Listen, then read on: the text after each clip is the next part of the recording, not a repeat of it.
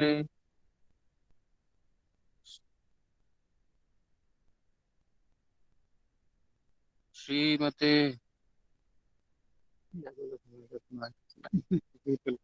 हम्म, श्रीमते राधा गोविंद गोस्वामी श्रीमते भक्ति वेदांत स्वामी नामिने नमस्ते सारस्वते देवे गौरवाणी प्रचारिणे निर्विशेष शून्यवादी पाश्चात्य देशतारिणे।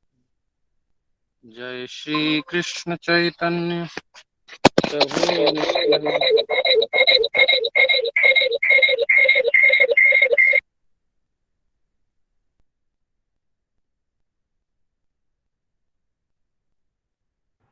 प्रभु जी आवाज नहीं आ रही है।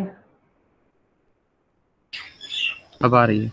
श्री कृष्ण चैतन्य प्रभु नित्यानंद श्री अद्वैत गदाधर श्रीवासादि गौर भक्तवृंद।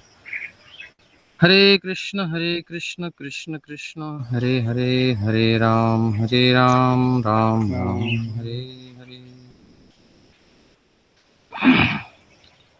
तो अभी हमने अध्याय 5 पूरा कर लिया है और अध्याय 6 आज से शुरू हो रहा है।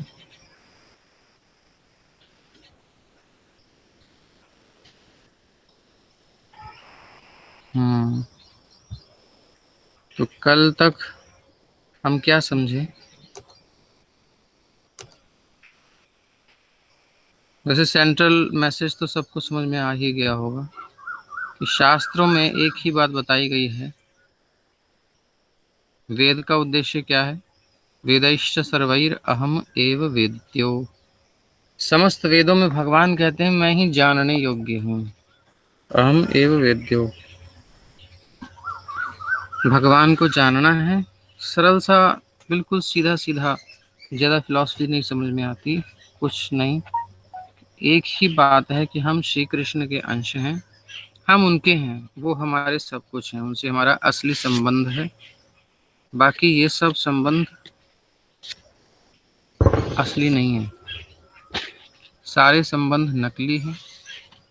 कैसे पता चलता है? जो नकली होता है उसकी पोल पट्टी खुल जाती है, कलई खुल जाती कहते हैं ना। तो ये संसार में जो भी संबंध हैं अनित्य हैं, हमेशा नहीं रहते और बदलते रहते हैं। और आजकल तो जो बड़ा प्रगाढ़ संबंध होता था, पहले बड़ा मर्यादापूर्ण और बड़ा सम्माननीय होता था, वो संबंध भी आजकल तो दोष युक्त हो गए हैं। यद्यपि पाश्चात्य संस्कृति के प्रभाव से हुए, जैसे भी हुए, कली के प्रभाव से हुए, किंतु दोष लक्षित होने लगा है। पति पत्नी के संबंध भी दूषित हो गए आजकल जो हो रहा है। तो पहले तो पत्नी अपने पति के प्रति समर्पित होती थी, सती होती थी, और पति के बाद सती हो जाती थी। पुत्र होता था तो नहीं होती थी, पति के ही स्वरूप की रक्षा के लिए, उसके पालन पोषण के लिए। तो पति का प्रतिनिधि है इस भाव से। और अभी तो चला जाता है तो फिर दूसरा विवाह कर लेते हैं, तो खत्म हो गया वो रिलेशन, तो पहले ही खत्म हो गया। जन्म जन्म का साथ हमारा तुम्हारा इसी जन्म में खत्म हो गया। ऐसा हो रहा है आजकल। साफ खुल रहा है कि हमारा संबंध संसार में किसी से भी नित्य नहीं है, अनित्य है। और ये शारीरिक स्तर पर है। शरीर बदल जाता है तो संबंध भी बदल जाता है। हम मर गए तो खत्म। मन बदल जाता है, मन भी तो चेंज हो रहा है हमारा, तो इसलिए मन के भाव भी बदल जाते हैं व्यक्ति के प्रति, कभी अच्छे कभी बुरे। कभी किसी से बहुत प्यार करता है, फिर उसको पता चला मारने की तैयारी करता है, मन कहीं और लग गया। तो ये सब संसार में भी हो रहा है। हमारी हर चीज बदलने वाली है। अनित्य वस्तु के कारण हमारा संबंध भी अनित्य है। संसार में कोई संबंध नित्य नहीं है। इसलिए हमें जानना चाहिए, हम चाहते हैं नित्य संबंध, सुखदायी संबंध, असली, जिससे हमारा असली संबंध है, जो सुख हमको प्राप्त हो, जिससे वो केवल श्री कृष्ण से है और वो आत्मा का संबंध है, वो शरीर का नहीं है, मन का नहीं है, बुद्धि का नहीं है। ये सब तो इंस्ट्रूमेंट हैं। वास्तव में जिसकी शक्ति से सब चल रहे हैं वो जीवात्मा है, वो आत्मा परमात्मा की शक्ति से चल रहा है।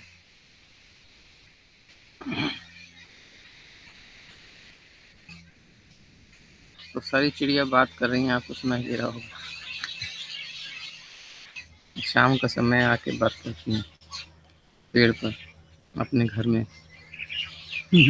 तो संसार में सब संबंध अनित्य है, कुछ भी स्थायी नहीं है। ये हमको दिखाई दे रहा है और इसको मान भी लेना चाहिए। ये नहीं सोचना चाहिए कि भले ही इसके साथ ऐसा हुआ है मेरे साथ नहीं होगा। कुछ भी कभी भी किसी के साथ भी हो सकता है। प्रिपेयर्ड, बिल्कुल तैयार रहना चाहिए। और असली संबंध की खोज करनी चाहिए किसके साथ है, तो उसी के लिए भगवत गीता है। भगवत गीता में भगवान कहते हैं मैं ही सबका हितैषी हूँ, मैं ही माता हूँ, मैं ही पिता हूँ, माता धाता पिता मह, सभी कुछ मैं हूँ जीवों का, बस अपना मन मुझ में लगाओ। हम सबके भरतार, हम सबके भरण पोषण करने वाले श्री कृष्ण हैं, वही हमारे पति हैं। बस उन्हीं से हमको अपना संबंध रखना है, वही हमारा नित्य संबंध है। उसी को हमें जागृत करना है, जो कि अभी हम भूल चुके हैं, स्मृति में नहीं है। उसे पुनर्जागृत करना है। और जितने भी हमारे संसार के भी संबंध हैं, जो भी मन जहाँ जहाँ है, उन सबको भी ये जानते हुए कि एक्चुअल में इन सबका संबंध भी श्री कृष्ण से ही है, हमें उनको भी सहायता करनी है। स्वयं भी भजन में लगना है, उनको भी भजन में लगाना है, भगवान से जोड़ना है। और इस प्रकार हम अपने परिवार के साथ, जो भी हमारे देश है, हमारा व्यवस्था जैसी भी है, उसमें रहते हुए सब कुछ श्री कृष्ण का जान करके, मान करके और भगवान की सेवा में लगे रह सकते हैं। सब परिवार, कोई समस्या नहीं है, ये सब श्री कृष्ण का है जान के। अब जो अपने संबंध को जागृत कर लेता है वो सिद्ध कहलाता है, वह मुक्त कहलाता है। वही जीवन के असली आनंद का उपभोग करता है, सुख का उपभोग करता है। भगवान की दर्शन का उसको सुख मिलता है, उनके स्पर्श का सुख मिलता है जो मुक्त हो जाता है, उनके साहचर्य का सुख मिलता है। एक आनंद है वो। भगवान सबसे सुंदर हैं, सारी सुंदरता वहीं से प्रकट हुई है, ब्यूटी इनकार्नेशन। भगवान सबसे बलशाली हैं, हम सिक्योर्ड होते हैं। प्रहलाद महाराज भगवान की शक्ति के बल पर निर्भय थे, कुछ नहीं कर पाया। त्रिलोकी का सम्राट हिरण्यकशिपु भी उनका। तो भक्त जब जानता है कि मेरे भरतार, मेरे स्वामी श्री कृष्ण हैं, उसे कोई भय नहीं होता, निश्चिंत रहता है। और ये हृदय की बात है, इसमें अनुभव आना चाहिए हमारे जीवन में। भी हम केवल पढ़ रहे हैं, लेकिन भजन अच्छे से करने पर, प्रभुपाद जी ने जैसे हमने कल कहा था कि अगर सिंसियरली हम जप करेंगे, भगवान की सेवा करेंगे, उनका चिंतन करेंगे, अपने मन को आवेशित कर देंगे भगवान में, तो अंदर से भगवान गाइड करते हैं, बुद्धि देते हैं, ज्ञान देते हैं, डायरेक्शन देते हैं, ऐसे करो, ऐसे करो, इस ओर बचो, इस ओर चलो। ये आप इशारा मिलता है, भगवान के सच्चे भक्तों को पग पग पे सहारा मिलता है। तो श्री कृष्ण के साथ हमें रहना है, वो अभी भी हमारे साथ हैं, बस हमने उनकी तरफ मुख नहीं किया हुआ। अब अपना मुंह संसार से हटाकर, संसार से हटा के मतलब आशा ना करके किसी से, संसार के लोगों से आशा न किया करना, कोई आशा नहीं करनी है। आशा एक राम जी से दूजी आशा छोड़ दे, नाता एक राम जी से दूजा नाता तोड़ दे। अंदर से बस ये तोड़ देना है कि ये मेरा कुछ करेगा, ये मेरा हितैषी है। नहीं, कुछ नहीं है, केवल भगवान ही मेरे हितैषी हैं, वही मेरे रक्षक हैं। सारे समूह है, भीड़ में हो हम फिर भी हम अकेले हैं। ऐसा देखा जाता है कि अच्छी खासी भीड़ है, सब लोग हैं, लेकिन किसी एक पर संकट आता है तो सब छुप जाते हैं, वो बेचारा अकेला उस कष्ट को भोगता है, ऐसा देखा जाता है। जैसे द्रौपदी अकेली कष्ट भोग रही थी, कोई उसकी सहायता नहीं कर पाया। एक जगह की बात है, मार्केट में किसी आदमी किसी औरत से क्या हुआ, बंदर बंदर छिड़ गया, कोई सब बंदर चिपट गए उसके साथ, बंदर के बंदर चिपट गए, मार सब लद गए, वो दिख ही नहीं रही थी कि औरत की कहाँ है। अब चिपट गए तो सब लोग ने अपने अपने घर बंद कर लिए, सब दूर हो गए, कौन चिपटे बंदरों से। तो भीड़ थी, मार्केट था, लेकिन अकेले हैं हम, याद रखना चाहिए। संसार में सब अपने स्वार्थ से एक दूसरे से जुड़े हैं, इसलिए सावधान रहना चाहिए, आशा नहीं करनी चाहिए, केवल संसार में हमें सेवा करनी है। जो भी हमारे संबंध हैं, पति है, पत्नी है, बच्चे हैं, परिवार है, देश है, समाज है, केवल देने की भावना रखनी है, केवल सेवा करनी है, उनसे आशा नहीं करनी है। आशा करते ही भगवान कहते हैं तुम मुझसे दूर हो जाते हो, केवल मैं तुम्हारा हूं, मुझसे आशा करो। मोर दास कहाई नर आशा, करई तो कहु कहा विश्वासा। इसलिए अनाश्रित, छठे अध्याय का पहला श्लोक, ध्यान योग। श्री भगवान उवाच अनाश्रितः कर्म फलम्, अनाश्रितः कर्म फलम्, कार्यं कर्म करोति यः, कार्यं कर्म करोति यः, स सन्न्यासी च योगी च, स सन्न्यासी च योगी च, न निरग्निर्न चाक्रियः, न निरग्निर्न चाक्रियः। श्री भगवान ने कहा, जो पुरुष अपने कर्म फल के प्रति अनासक्त है, मैंने ये किया है इसका मुझे फल मिले, कर्तृत्व भावना पहले रख ली कि मैं करने वाला हूं, फिर उसके फल में भी आसक्त है, दोनों तरफ से फंस गया, भगवान से दूर हो गया। भगवान कहते हैं अनाश्रितः, किसी का आश्रय मत लो। मोर दास कहाई नर आशा, करई तो कहु कहा विश्वासा। मेरा दास होकर के और किसी और की आशा करते हो तो मुझ पर विश्वास कहाँ है तुम्हारा। इसलिए ठाकुर जी की दूर हो जाते हैं, तेरे को मुझ पर विश्वास ही नहीं। ऐसा दृढ़ विश्वास, समय लगेगा होने में, लेकिन पता होना चाहिए वहां पहुंचना है, टोटली कृष्ण पर डिपेंड होना है, तब प्रकृति से छूटेंगे। क्योंकि कहीं भी आश्रय लिया भगवान को छोड़कर तो माया है, वो प्रकृति है, माया है, भौतिक शक्ति भगवान की। और जैसे ही हम माया के चक्कर में पड़ते हैं, भगवान से दूर हो जाते हैं। तो जो पुरुष अपने कर्म फल के प्रति अनासक्त है और जो अपने कर्तव्य का पालन करता है, वही सन्यासी और असली योगी है। कुछ चाहता नहीं है कर्म करके फल, और कर्तव्य का पालन भी करता है अच्छे से, ड्यूटी में कहीं कमी नहीं करता है, वही सन्यासी है, भले ही वो घर में रहता हो, वही असली योगी है। वो नहीं जो ना तो अग्नि जलाता है ना कर्म करता है। ऐसा नहीं कि सन्यास लेकर के बस अब मस्ती करेंगे बैठेंगे, नहीं जी। सन्यास, न्यास मतलब न्यास करते हैं ना, स्थापित करते हैं। तो अपने आप को भगवान के चरणों में स्थापित कर देना, आश्रित कर देना भगवान के, मैं इनका हूँ बस, खत्म बात। और उन्हीं के चिंतन में रहना। जैसे कोई लड़की, उसका जब विवाह होने वाला होता है, अब चाहे आजकल पहले से बात चल रही हो या सही है, तो फिर माता पिता के कहने से उसको हो, जो भी हो, अब जब निश्चित हो जाता है तो उसके मन में एक प्रेम जागृत होता है, उसके मन में चलता रहता है कि वो मेरे हैं, वो मेरी है, वो मेरा है। और मन में एक भावना दृढ़ हो जाती है, बस स्वीकार स्वीकार हो जाता है, स्वीकार कर लेता है बस। ये स्वीकारोक्ति ही बस चाहिए हृदय में, यही भक्ति है भगवान के प्रति, कि वो मेरे हैं, मैं उनका हूँ, मैं उनकी हूँ, बस हो गया। ये हृदय में जैसे कि संसार में हम किसी को स्वीकार करते हैं और जितनी गहराई तक संसार में चले जाते हैं, उसी प्रकार भगवान से जुड़ना है और इतनी गहराई तक जाना है कि उनके आगे फिर कुछ ना रहे।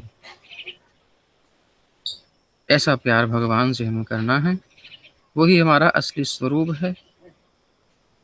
वही सन्यासी है, वही असली योगी है। वो नहीं जो न तो अग्नि जलाता है और न कर्म करता है।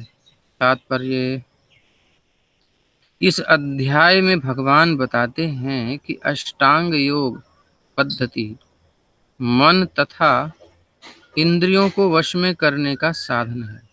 देखिए, पिछले अध्याय का क्या नाम था? कर्म योग। इस अध्याय का नाम है ध्यान योग। तो कर्म योग जो है, जिसका भी कर्मों में आसक्ति है, अभी इसका मन स्थिर नहीं है, मन में कामनाएं हैं उसकी बहुत सारी, तो वो वर्णाश्रम का कर्तव्यों का पालन करते हुए धर्म का और अपनी कामनाओं की पूर्ति भी करता है। कर्म का योग भगवान में समर्पित करके अपनी कामनाओं की पूर्ति करता है।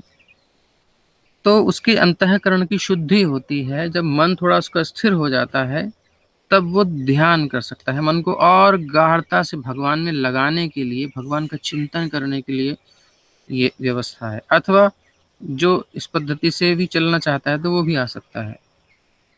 तो ये एक योगा लैडर होती है, सीढ़ी। कैसे?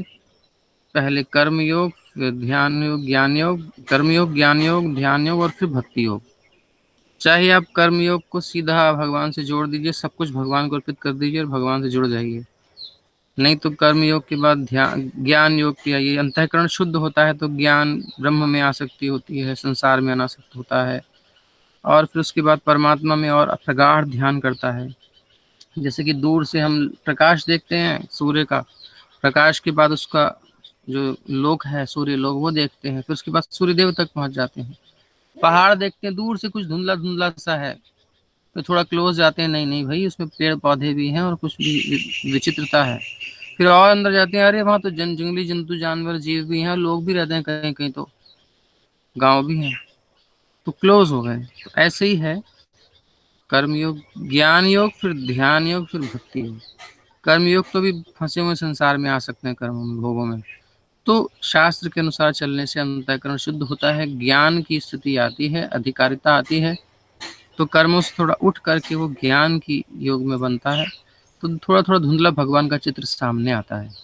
फिर वो ध्यान योग में आता है तो भगवान का और चित्र सामने आता है और मन एकाग्र कर पाता है, देख पाता है भगवान को परमात्मा रूप में। और फिर और आगे जाता है तो परम साक्षात्कार भगवान का होता है, श्री भगवान के रूप में, वेणुवादन या श्री राम के रूप में, जैसे भी आप भगवान के अंत रूप हैं।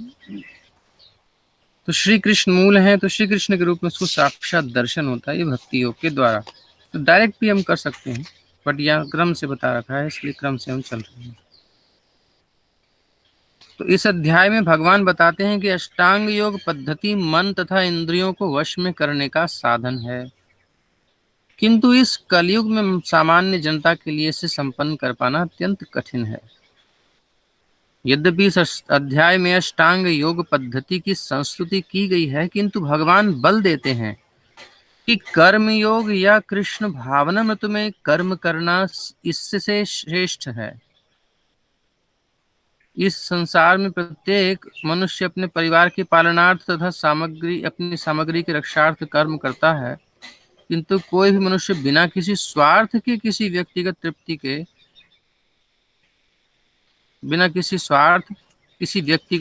के, चाहे वो तृप्ति आत्म केंद्रित हो या व्यापक, कर्म नहीं करता।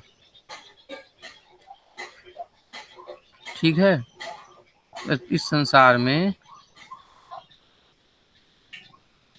प्रत्येक मनुष्य अपने परिवार के पालन के लिए तथा अपनी सामग्री के रक्षा के लिए, जो भी उसके पास है, कर्म करता है।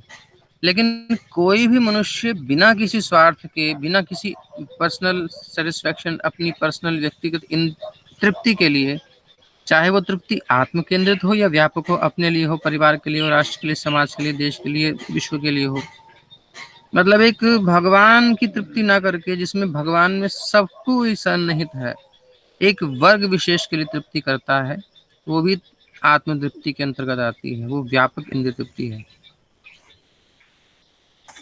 आत्म केंद्रित और व्यापक। आत्म केंद्रित मतलब मेरी संतुष्टि हो, व्यापक में परिवार भी आ जाता है, समाज भी आ जाता है, एक पर्टिकुलर एरिया आता है, वो बड़े से बड़ा हो सकता है। लेकिन भक्ति में क्या होता है, केवल भगवान की संतुष्टि होती है और उन भगवान में सब कुछ निहित है। जैसे जड़ में सारा पेड़ आ गया, पेट में भोजन डालने से सब अंग आ गए, ऐसे। पूर्णता की कसौटी है कृष्ण भावनामृत में कर्म करना। यही पूर्णता है कर्मों की भी। कर्म के फलों का भोग करने के उद्देश्य से नहीं, कृष्ण भावना के लिए कर्म करना, श्री कृष्ण की संतुष्टि के लिए कर्म करना, ये है पूर्णता। और कुछ चाह रहे हैं तो भी कमी है उसमें। कृष्ण भावनामृत में कर्म करना प्रत्येक व्यक्ति का कर्तव्य है, क्योंकि सभी लोग परमेश्वर के अंश हैं। शरीर के अंग, ये भक्ति की बात आ रही है यहाँ, कर्म योग मतलब यहाँ भक्ति से मतलब है। कृष्ण भावनामृत में कर्म करना प्रत्येक व्यक्ति का कर्तव्य है, क्योंकि सभी लोग परमेश्वर के अंश हैं। शरीर के अंग पूरे शरीर के लिए कार्य करते हैं। शरीर के अंग अपनी तुष्टि के लिए नहीं, अपितु पूरे शरीर की तुष्टि के लिए कार्य करते हैं। इसी प्रकार जो जीव अपनी तुष्टि के लिए नहीं, अपितु परब्रह्म की तुष्टि के लिए कार्य करता है, वही पूर्ण सन्यासी है, पूर्ण योगी है। हम बहुत सुनते हैं कि भगवान के लिए करो, संस के लिए करो, उसके लिए करो, स्वार्थ नहीं। तो फिर हमको लगता है कि भाई मेरा क्या होगा, मेरे को कैसे सुख मिलेगा, मेरे सुख का क्या है। अपने लिए कुछ नहीं करो, ये कोई बात हुई? जहां देखो यही बात। बड़ा सुंदर उदाहरण प्रभुपाद जी दे रहे हैं, ये वैसे भागवत का ही उदाहरण है। शरीर के अंग, जैसे हाथ है, आंख है, कान है, ये सब अंग है शरीर के, पैर है, पूरे शरीर के लिए कार्य करते हैं। क्या हाथ कभी केवल अपने लिए कार्य करता है? केवल अपनी केयर करे बस, अपनी केयर नहीं कर सकता। आंख केवल अपने लिए कार्य करती है क्या? नहीं, आंख तो एक माध्यम है, बस एक सहयोगी है। संपूर्ण शरीर जब चलना होता है, हमको कुछ करना होता है, देखना होता है, पढ़ना होता है, तो आंख उसमें हेल्प करती है। तो सारी बॉडी का, सारे शरीर का सेवा करती है। तो शरीर के अंग पूरे शरीर के लिए कार्य करते हैं। शरीर के अंग अपनी तुष्टि के लिए नहीं कार्य करते, अभी तो पूरे शरीर की तुष्टि के लिए कार्य करते हैं, ये है। तो जब ये अपने लिए कुछ कार्य करना चाहे, मतलब स्वार्थ है इसका, इंद्र तृप्ति चाहता है अपनी, इसको संतुष्टि नहीं होगी। इसलिए संसार में कोई संतुष्ट नहीं है, क्योंकि वो अपना सुख ढूंढ रहा है। यही समस्या है। माया क्या करती है, माया यही भ्रम पैदा कर देती है। वो कहती है कि तुम अपने लिए जियो, अपने सुख के लिए जियो, संसार तुम्हारे सुख के लिए है, सारा जहां है मेरे लिए। यही भ्रम है। एक्चुअली सारा जहां है श्री कृष्ण के लिए, सब श्री कृष्ण का है, उनकी संतुष्टि के लिए है। जैसे भोजन किसके लिए है? सारा भोजन है उदर के लिए, हाथ के लिए नहीं, आंख के लिए नहीं, पैर के लिए नहीं, किसी के लिए नहीं, केवल उदर के लिए सारा भोजन। और जब उदर के पास जाता है तो उदर से क्या होता है, सबको मिलता है। ये प्रोसेस है। तो हम भी इसी प्रकार यदि सोचे कि मेरे लिए, मेरे लिए, तो माया ने हमें ठग लिया। हमने कुछ कर्म करके उसका फल चाहा, तो माया ने हमें ठग लिया और हम बंधन में बंध गए। जैसे कि दांत में कुछ तिनका, कुछ खाया पिया के लगा रह जाता है, फंस जाता है, तो परेशानी करता है, सुख नहीं देता। बल्कि निकाल देते हैं किसी प्रकार से, दांत साफ करके रखते हैं, तो सुख रहता है। इसी प्रकार से जीव अपने लिए कुछ चाहता है, वही उसकी टेंशन का है, कारण है, क्योंकि वो चिपक गया उसके साथ। अब वो कर्म का बंधन वो बंध गया, जैसे दांत में किनका फंस गया, ऐसे ही कर्म का बंधन फंस जाता है जब हम अपने लिए कुछ करते हैं। तो ये बुद्धिमानी नहीं है कि हम कुछ चाहें, हम श्री कृष्ण के लिए करें, यही पूर्णता है। यही है स्वार्थ न होकर के परमार्थ। परम भगवान के लिए जो किया जाए वो है परमार्थ। तो इसी प्रकार जो जीव अपनी तुष्टि के लिए नहीं, अपितु परब्रह्म की तुष्टि के लिए कार्य करता है, वही पूर्ण सन्यासी या पूर्ण योगी है। भले ही उसने ड्रेस ना पहनी हो, वो घर पे रहता हो, गृहस्थ में हो, लेकिन फिर भी वो सन्यासी है, क्योंकि अंतःकरण से वो केवल श्री कृष्ण की संतुष्टि चाहता है, अपने लिए कुछ नहीं करता। और जो ऐसे करता है, उसी को वास्तव में संतुष्टि मिलती है, उसी को वास्तव में सुख मिलता है। हाथ जैसे ही उदर में डालता है तो हाथ को संतुष्टि शक्ति मिलती है। मुख जैसे ही दांत चबाते हैं, मेहनत करते हैं, लेकिन अपने पास नहीं रखते, वो सब अंदर, और कुछ रह जाता है दांत में तो पीड़ा करता है, इसलिए उसे निकाल दिया जाता है, तेरे लिए नहीं है ये, वो तुम्हें इंटरनली मिलेगा। ऐसे ही हम, हाथ बाहर से चाहे रोटी खाना तो कठिन है, लेकिन अंदर से जब उदर के माध्यम से शक्ति आएगी तो उसको मिलेगी। ब्लड सर्कुलेशन भी आएगा प्रॉपर, आंख में भी आएगा, कान में भी आएगा, पैर में भी आएगा, सब जगह आएगा। डायरेक्ट लेना चाहे बाहर से तो पॉसिबल नहीं है, अंदर से मिलेगा। सो विद इन भगवान हमारे को देते हैं शक्ति जब हम भगवान की सेवा करते हैं।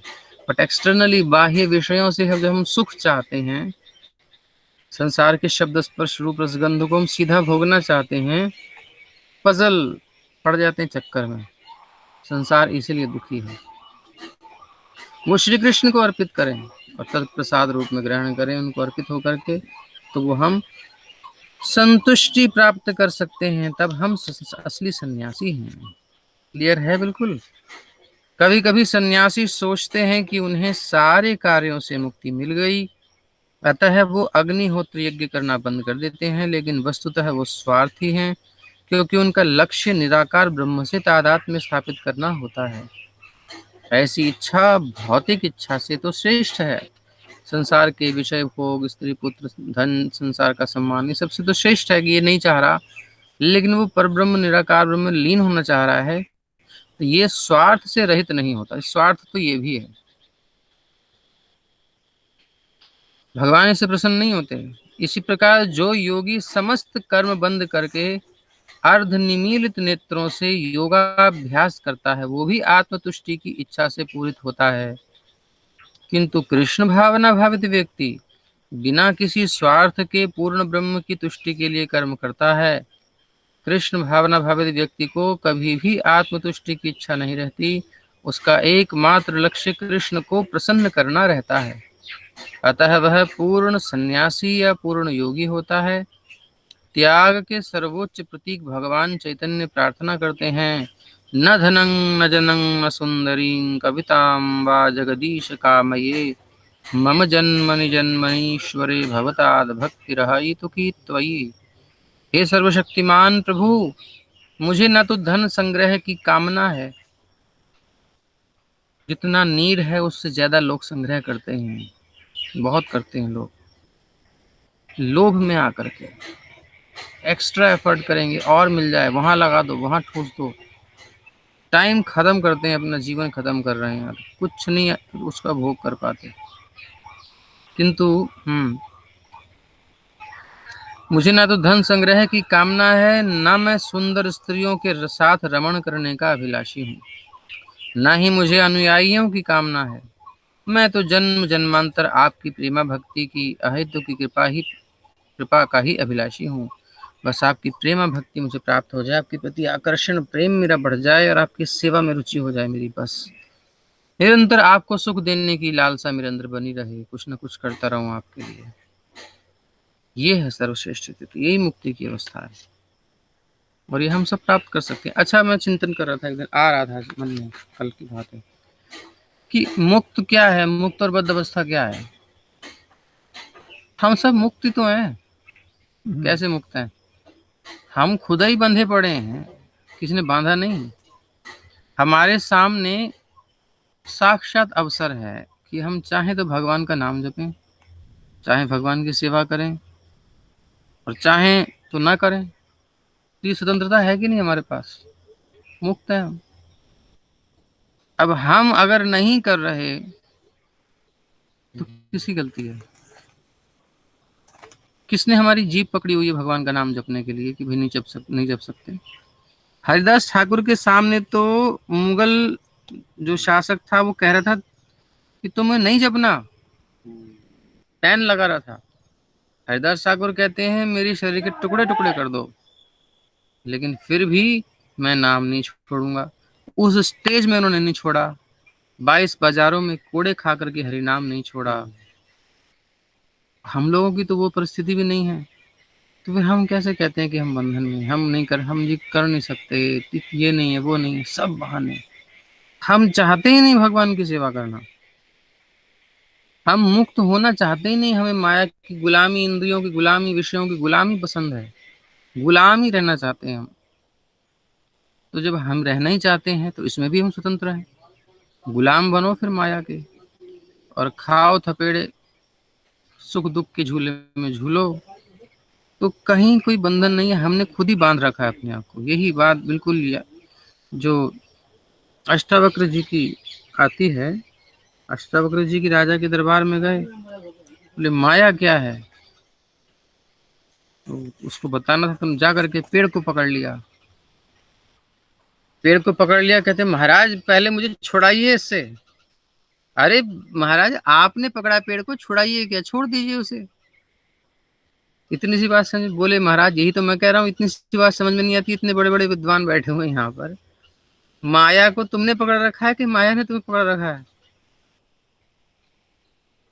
जितने भी सन्यासी हुए हैं, जितने भी विरक्त हुए हैं, जितने भी त्यागी हुए हैं, क्या माया ने इनको छोड़ा है या इन्होंने त्यागा है? माया केवल प्रलोभन देती है बस, जबरदस्ती नहीं कर सकती, कभी नहीं कर सकती, उसकी सामर्थ्य ही नहीं है। जब भगवान हमारे साथ जबरदस्ती नहीं कर सकते तो माया कैसे कर सकती है? कोई नहीं कर सकता। हमारी स्वतंत्रता में हस्तक्षेप स्वयं भगवान नहीं करते जबरदस्ती हमारे साथ। वो भी रिक्वेस्ट कर रहे हैं, सर्वधर्मान परित्यज्य माम एकम शरणम व्रज, मन मना भव मद भक्तो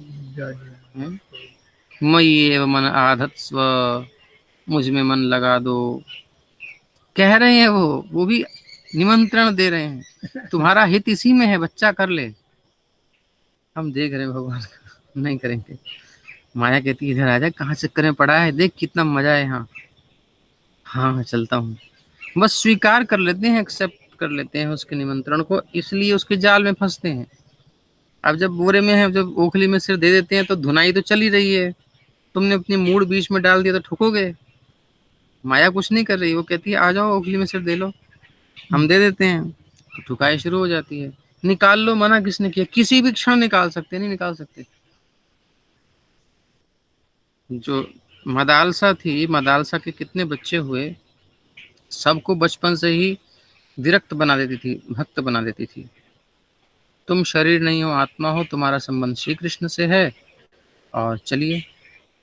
बस ये पाठ हटा हटा करके वो उसके वही संस्कार पढ़ते थे, वो भगवत भजन में लग जाता था। राजा ने कहा किसी को तो रहने दे, राज कार्य कौन देखेगा ये। तो एक पुत्र को आधा ज्ञान दिया और आधा उसके गले में बांध के ताबीज डाल दिया, जब कभी बहुत संकट आए, तुम्हें कोई मार्ग न मिले तो उसे खोल के पढ़ लेना। बड़ा हुआ, राजा बना, और उसको जब किसी देश के राजा ने आक्रमण किया, वो घिर गया सेना में, अब उसको मरना ही था। तो उसने कहा अब क्या करूं, देखा तो समझ में आ गया कि संसार में क्यों पकड़ के बैठा हूं, मेरा कुछ है ही नहीं। सच्चाई तो यही है, आत्मा का कुछ नहीं है संसार में। पॉजिटिवनेस जो हमारी है, ये हमने क्रिएट की हुई है, और चलती कितने समय तक है? जब तक जीवन है। अगर चलती भी है तो खत्म उसके बाद। तो तुरंत निकल गया, उस युद्ध के क्षेत्र से ही बीच में से निकल गया, वो सब त्याग करके और भजन में लग गया। तो ये हमने पकड़ रखा है, इसने नहीं पकड़ा। इसलिए बंधन में हम अपनी इच्छा से हैं, हमें अच्छा लग रहा है बंधना। अरे देखो मैं सोने की जंजीर से बंधा हूं जी, दूसरा रोता है मैं लोहे की जंजीर से बंधा हूं, मुझे सोने की जंजीर से बांध दो। बस यही चल रहा है, कुछ नहीं। हम भोग चाहते हैं, अच्छा सुख चाहते हैं।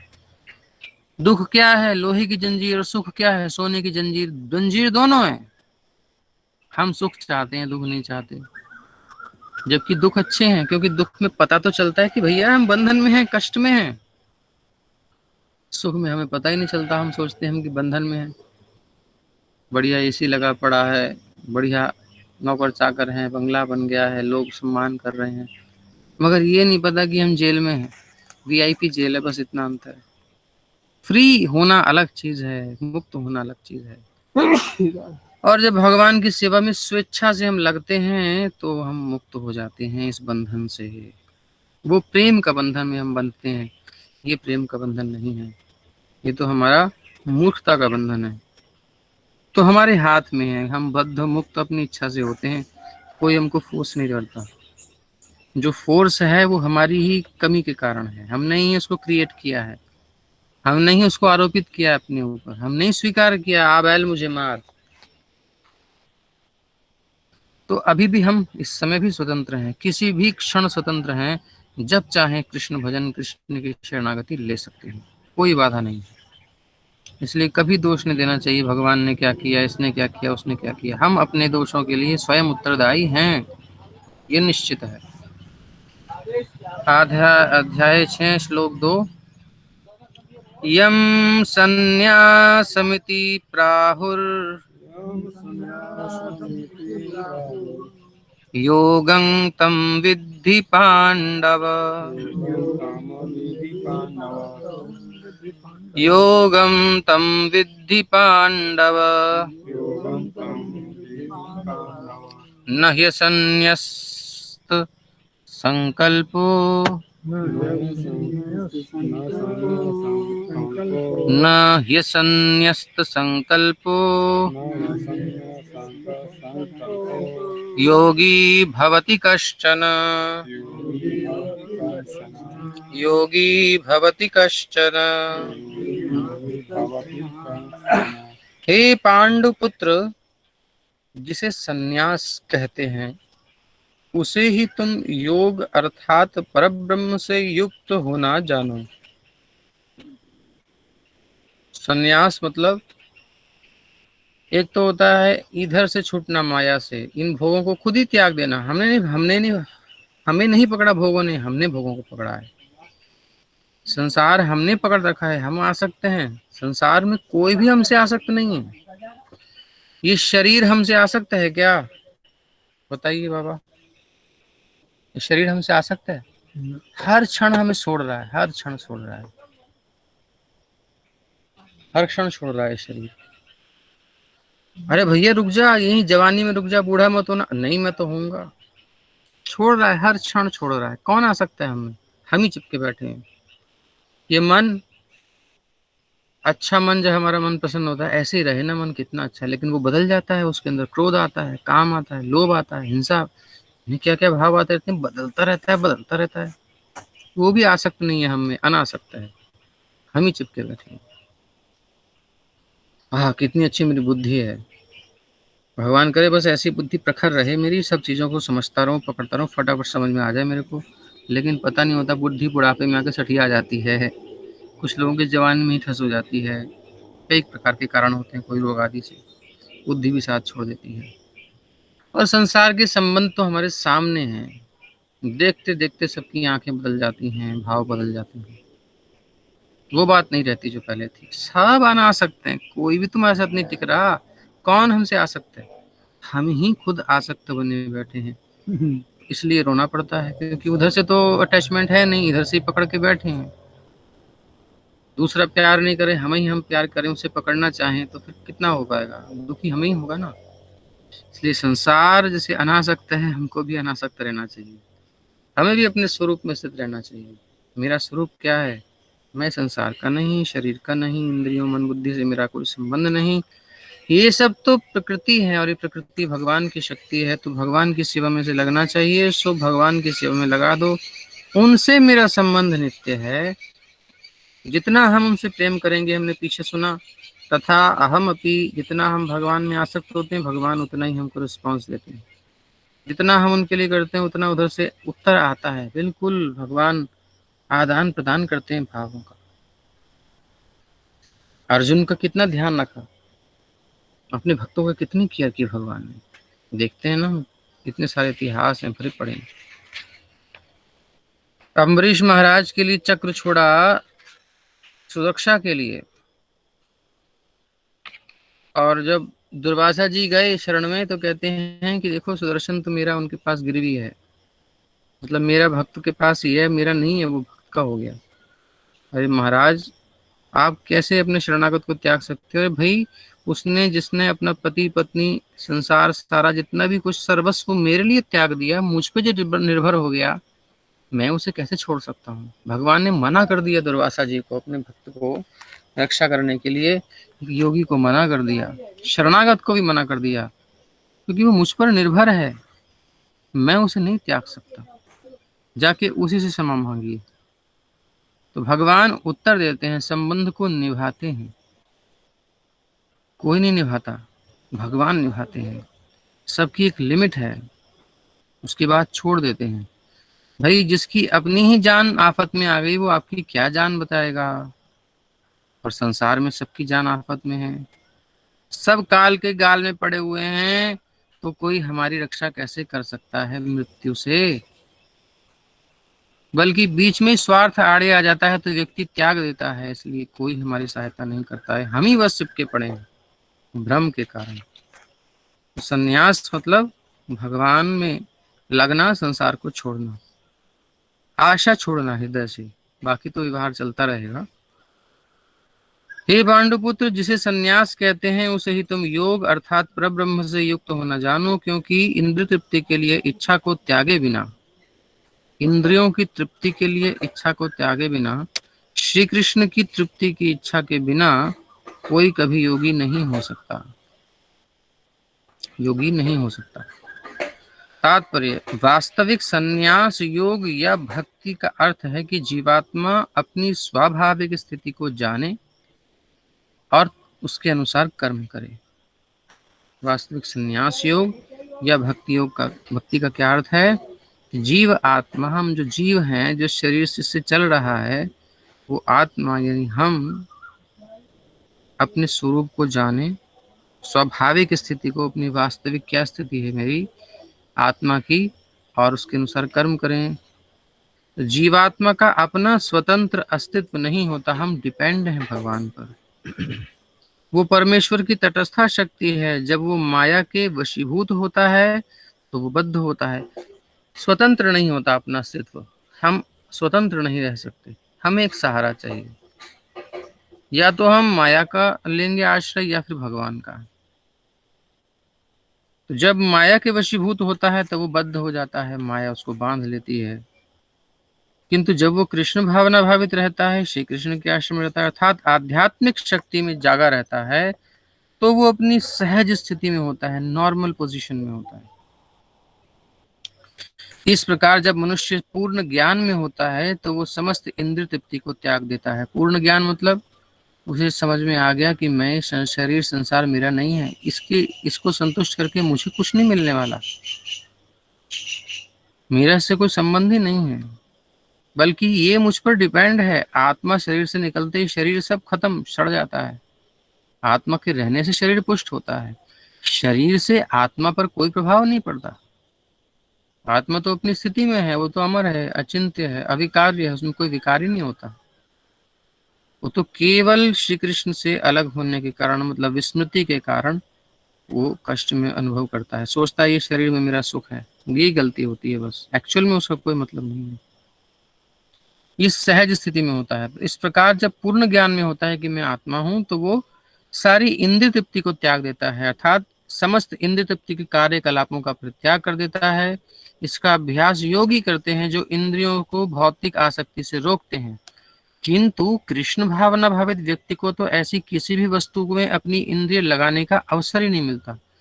वो रोकने का काम नहीं करता इंद्रियों को, योगी तो रोकता है इंद्रियों को, लेकिन भक्त रोकने का काम नहीं करता। भक्त के पास टाइम ही नहीं होता कि वो भगवान की सेवा के अलावा कुछ काम करे, उनको सुख देने की बात छोड़ के कुछ और सोचे, इसलिए उसको रोकने की जरूरत ही नहीं पड़ती, नेचुरल रुकी रहती है उसकी।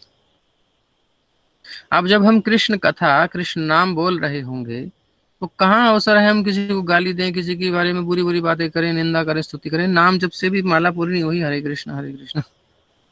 अभी हम बोल रहे हैं, कृष्ण चर्चा कर रहे हैं, तो कहाँ संसार की बात की सब अवसर ही कहाँ है। ऐसे ही जब हम भगवान से जुड़े रहते हैं तो फिर व्यर्थ की बात का टाइम ही नहीं मिलता। तो और योगी क्या है कि जो मौन होकर के बैठते हैं, तो अपने मन को रोकते हैं, इंद्रियों को, वाणी को, दृष्टि को, सबको रोक रोक के बैठते हैं। हम लगा देते हैं कृष्ण की सेवा में और समय नहीं मिलता, रोकने का चक्कर ही नहीं है। लगा दो उसे, एंगेज कर दो फुल्ली। तो उसको ऐसी अपनी इंद्रिय तृप्ति, इंद्रिय लगाने का किसी वस्तु में अवसर ही नहीं मिलता जो कृष्ण के निमित्त ना हो। जो कुछ करता है वो कृष्ण के लिए करता है भक्त। फलस्वरूप कृष्ण भावना भावित व्यक्ति सन्यासी तथा योगी साथ साथ होता है। सन्यासी मतलब संसार का त्याग कर देता है, इसलिए इस अर्थ में सन्यासी है। और योगी मतलब जो योग युक्त हो गया भगवान से, इसमें लगा दिया, इसलिए योगी है। ये उसने इंद्र को नियंत्रित कर लिया है, इसलिए भी योगी है। यह सन्यासी इसलिए भी क्योंकि सम्यक रूप से कृष्ण में न्यास कर दिया है अपने मन बुद्धि को, सब इंद्रियों को। ज्ञान तथा इंद्रिय निग्रह योग के ये दोनों प्रयोजन, ज्ञान प्राप्ति और इंद्रियों का नियंत्रण, योग के ये दोनों प्रयोजन कृष्ण भावनामृत के द्वारा अपने आप पूरे हो जाते हैं। मतलब एक्स्ट्रा कुछ एफर्ट नहीं करना, केवल कृष्ण भक्ति करनी है, इंद्रियों से इंद्रियों के स्वामी की सेवा करनी है, सारे प्रोसेस अपने आप इसके अंदर इंक्लूड है, आ जाते हैं। एक के साथ एक फ्री वाला हिसाब। भगवान की भक्ति में सब पद्धति आ गई। यदि मनुष्य स्वार्थ का त्याग नहीं कर पाता तो ज्ञान तथा योग बेकार हो जाते हैं, बेकार रहते हैं, व्यर्थ रहते हैं। जीवात्मा का मुख्य ध्येय तो समस्त प्रकार की आत्म तृप्ति को त्याग कर परमेश्वर की तुष्टि करने के लिए तैयार रहना है। कृष्ण भावना भावित व्यक्ति में किसी प्रकार की आत्म तृप्ति की इच्छा नहीं रहती, वो हमेशा परमेश्वर की प्रसन्नता में लगा रहता है। इसलिए जिसे परमेश्वर के विषय में कुछ भी पता नहीं होता वही स्वार्थ पूर्ति में लगा रहता है, क्योंकि कोई कभी निष्क्रिय नहीं रह सकता, कुछ ना कुछ तो करेगा ही। कृष्ण भावनामृत का अभ्यास करने से सारे कार्य सुचारू रूप से संपन्न हो जाते हैं। प्रभुपाद ने स्पष्ट कई बार बताया है कि हमारा कृष्ण भक्ति का जो ये प्रक्रम है, इसमें सोशल एक्टिविटीज भी इंक्लूड हैं। इसमें हर प्रकार की मतलब योग पद्धतियां सब एक भक्ति में ही निमज्जित हैं। जो कृष्ण भक्ति सिंसियरली गंभीरता से समझ के कर रहा है, अर्थात श्री कृष्ण के लिए जीना, श्री कृष्ण के लिए मरना, श्री कृष्ण के लिए सोचना, बस श्रवणम कीर्तनम विष्णु स्मरणम, तो उसमें वो ज्ञानी भी हो गया, वो योगी भी हो गया, वो समाज सेवी भी हो गया। यानी कोई चीज ऐसी बची नहीं जो उसने नहीं की, क्योंकि सब उसमें इंक्लूड है। प्रभुपाद ने जब विदेश में प्रचार किया तो सब सरकार भी उनको थैंक्स कही कि आपने इन बच्चों को बचा लिया हमारे, जो बिल्कुल हमारे आउट ऑफ कंट्रोल हो रहा था हिप्पी, और भक्ति में लग के बड़े प्रसन्न हो गए वो। तो सामाजिक सेवा अपने आप हो गई, सरकार प्रसन्न हो गई, और राष्ट्रीय रूप से छुट्टी होने लगी। रथ यात्रा के दिन न्यूयॉर्क में जब रथ यात्रा होती है उसको उनकी छुट्टी होती है सरकारी, तो ये व्यवस्था हो गई तो सरकार प्रसन्न थी, तो सोशल एक्टिविटी नेचुरली हो गई। सब जीवों का हित भी हो गया इसमें। अलग अलग से संस्था बना बना करके किसी एक एक पर्टिकुलर चीज के लिए कोई उद्देश्य लेकर के व्यक्ति काम कर रहे हैं, बहुत मेहनत कर रहे हैं, लेकिन एक कृष्ण भक्ति करने से सारे काम हो गए। विश्व में शांति लानी है तो रोग मुक्ति अभियान चलाते हैं, ये ना हो वो ना हो, कोरोना है, एड्स है, बहुत सारी बीमारियां आके जा चुकी हैं, आ बैठी हुई हैं। तो जब कोई संयमित जीवन जिएगा, भक्ति में केवल भगवत तृप्ति के लिए काम करेगा, भोगों में नहीं लगेगा, तो स्वतः उसकी इंद्रिय निग्रह हो गई। अब ये कोरोना में क्वारंटाइन करते हैं तो वही पागल हो जाते हैं आदमी, लेकिन जो भक्ति कर रहा है वो प्रसन्न हो जाता है, क्योंकि उसको शांति से आराम से भगवत चिंतन करने का अवसर मिलता है, नेचुरल सेवा हो रही है। मतलब कहीं भी ले जाके पटक दो, हर जगह बिल्कुल पूर्ण रूप से सफल होता है कृष्ण भावना में। किसी भी प्रोसेस में ले जाओ, भक्ति सर्वश्रेष्ठ है, सब इसके अंदर इंक्लूड है। जो भगवान की सेवा करता है वो समस्त जीवों के प्रति सद्भावना रखता है, किसी के प्रति द्वेष नहीं रखता। तो सामाजिक समता की बात भी आ गई। परिवार में मतभेद नहीं होगा। अगर कोई कृष्ण भक्ति करता है परिवार, तो परिवार के केंद्र में कृष्ण रहेंगे, सब परिवार वाले मिलकर भगवान का भजन करेंगे साथ में, और एक दूसरे से कृष्ण के विषय की बातें करेंगे, तो प्रेम बढ़ेगा। और सब अपने अपने स्वार्थ की बात करेंगे, मेरा ये, मेरे को ये चाहिए, मेरे को वो चाहिए। देखिए बिल्कुल सिंपल है, परिवार में एक ही कुछ चॉइस है, एक ही कुछ चॉइस है, मेरा ये, मेरा वो, मेरा वो, तो कॉन्फ्लिक्ट होगा। लेकिन यदि कृष्ण केंद्र में आ गए, भक्ति आ गई जीवन में, तो कृष्ण को क्या प्रसन्न है, एक केंद्र हो जाएगा। जो उनको पसंद है वही हमें करना, ये भक्ति है, उनके संतुष्टि के लिए जीना है।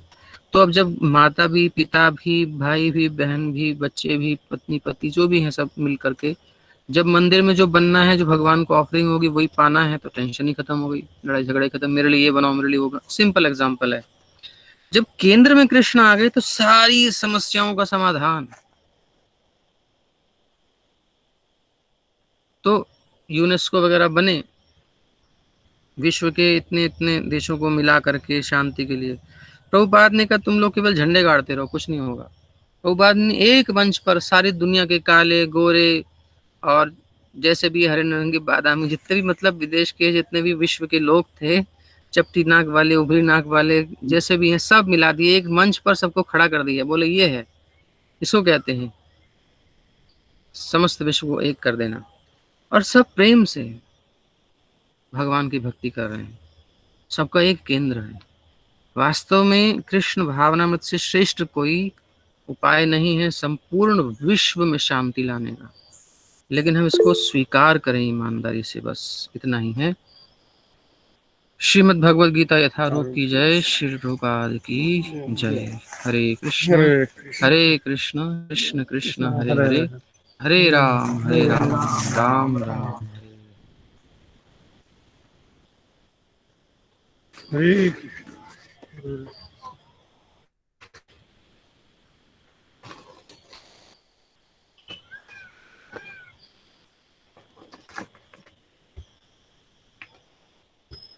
हरे कृष्ण।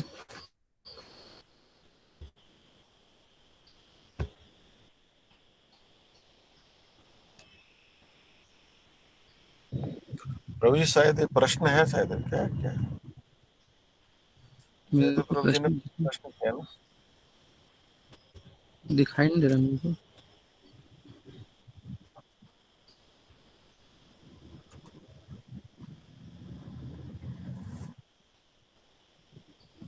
आवाज आ रही थी मेरी? नहीं आ रही है प्रभु जी। ठीक है।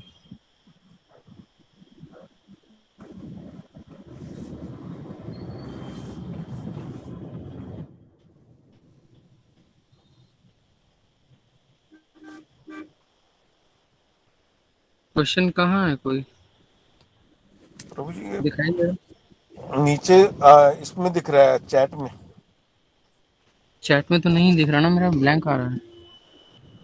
इसमें ये पूछ रहे हैं, हरे कृष्णा प्रभु जी, जैसे कि आपने बताया सारे अंग एक दूसरे के लिए या उधर के लिए कार्य करते हैं और पूरा शरीर सुखी रहता है, क्योंकि शरीर के और सारे आगे अंग आगे प्रत्यक्ष जी जी जी पढ़िए चलिए।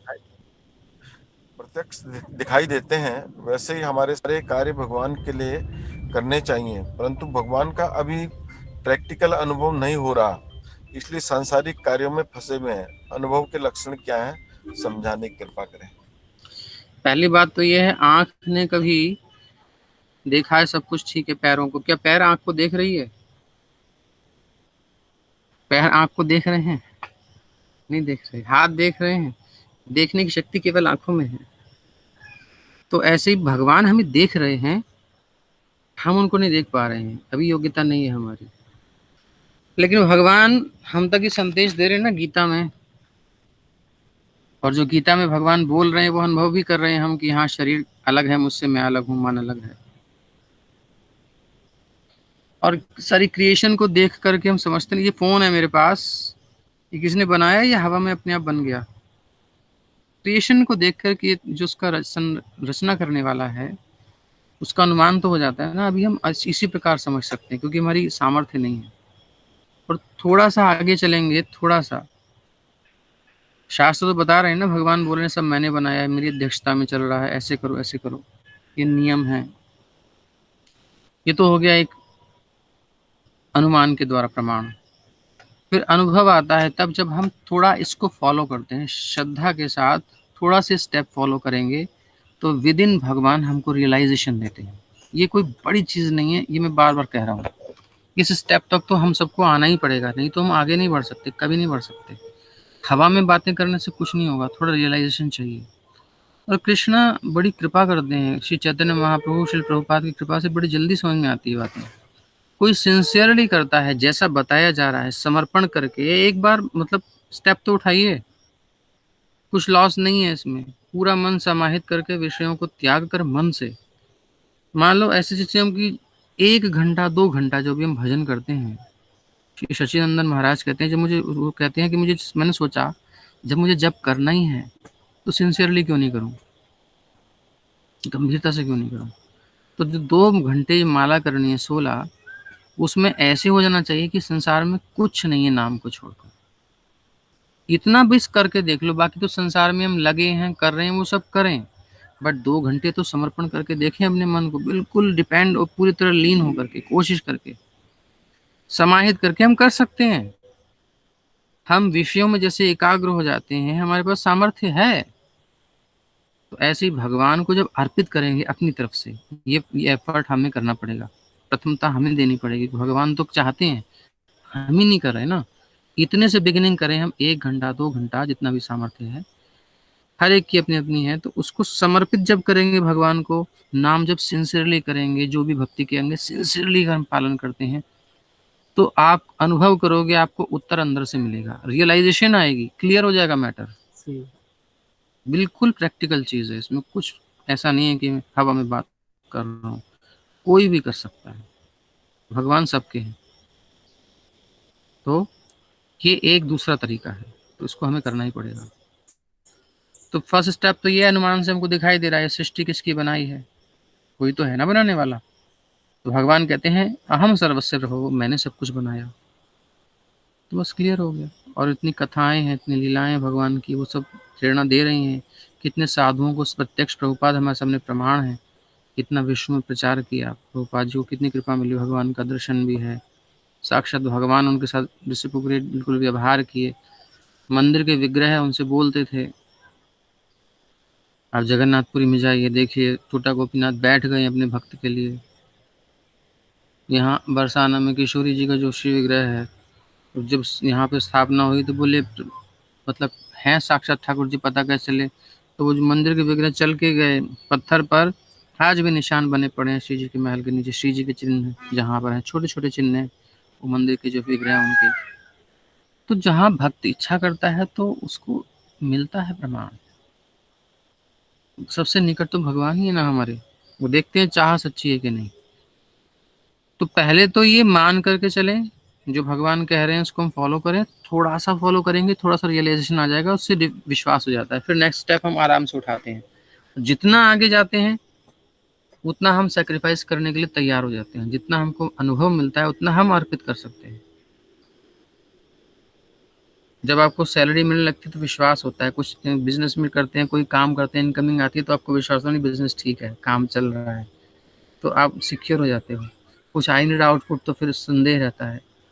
ऐसे ही भगवान की भक्ति करते से ही सुसुखम कर्तुम अव्ययम प्रत्यक्षावगमम, भगवान कहते हैं प्रत्यक्षावगमम, प्रत्यक्ष अनुभव होता है जीव को। और क्या चाहिए, भक्ति ही परेशानुभवो विरक्तिर अन्यत्र चैषत्रिक एक काल है, भक्ति प्रैक्टिकल है। मच्छर आ रहे हैं लाइट में। तो भक्ति योग में, ज्ञान में, ये सब में कैश पेमेंट नहीं है, भक्ति कैश पेमेंट है, तुरंत उत्तर देने वाली है।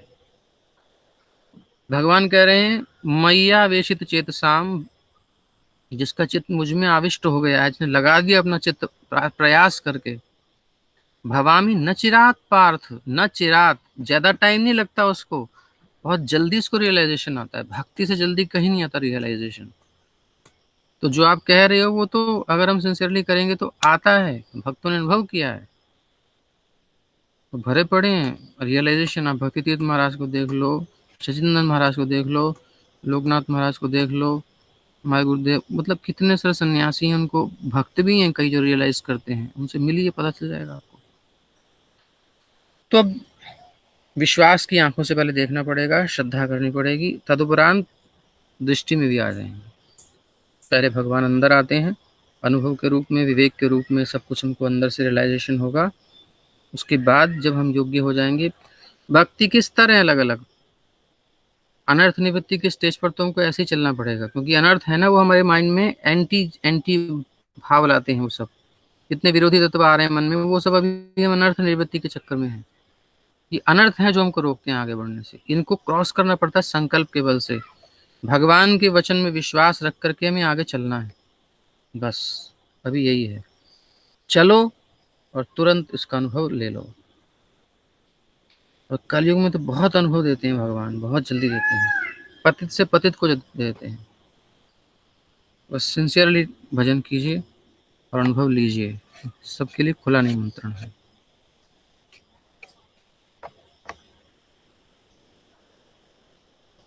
नरसिंह प्रार्थना बुलवा। ठीक है, नरसिंह प्रणाम करेंगे क्या, ये प्रश्न है कोई और?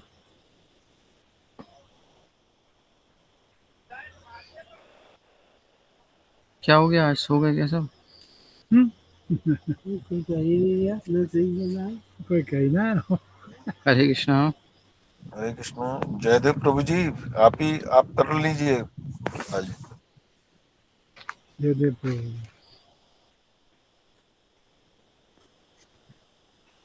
आज क्या सब स्लो मोशन में जा रहे हैं? स्लो मोशन है हरे सबका? कृष्णा। धन्यवाद, प्रणाम प्रभु जी। मैं करवा दूं प्रभु जी? आप कर लीजिए हाँ, प्रभु जो जी। भी आगे आएगा सो कराइए।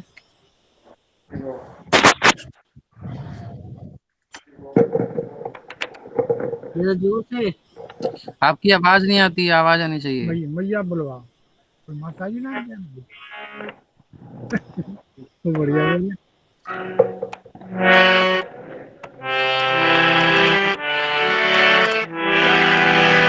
नमस्ते नरसिंहाय,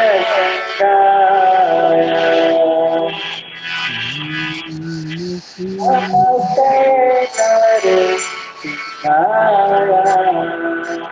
प्रणाम प्रणाम निरंकारी पूर्वज पिता पिता